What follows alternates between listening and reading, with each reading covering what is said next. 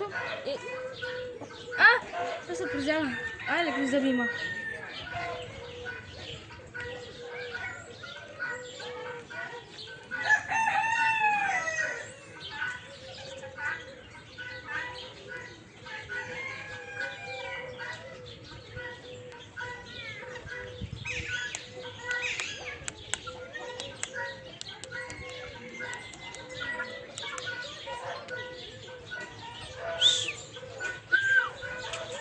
Тате, вижте, тате, снимай! Тате, снимай!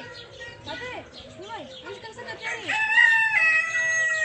Малко беше дълго, че не снима. Идва. Виж мъжката, бара другата.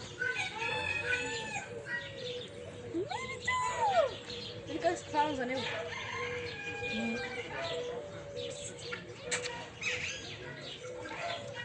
Да ги храним, а тя нещо нямам дали ще пак се храни. Виж къде се, гледаем се.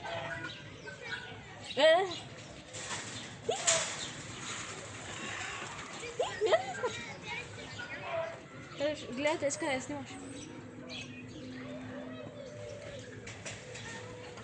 Али, той иска да би другата.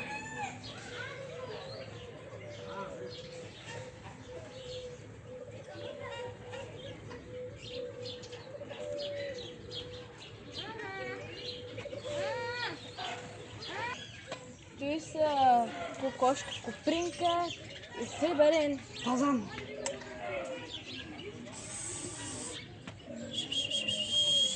Това чере, мама.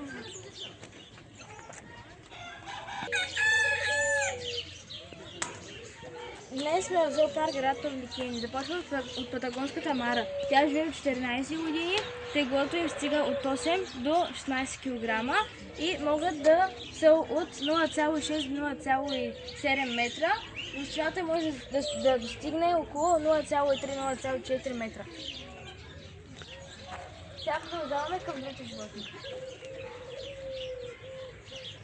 Тук се намира годилното свинче. То живее до 21 години. Теглото достига от 13-27 кг. Дължината им е от 0,0 до 0,82 метра. Височината им е 0,3-0,4 метра. Така, продължаваме към другото животно. Тук се намира язовеца.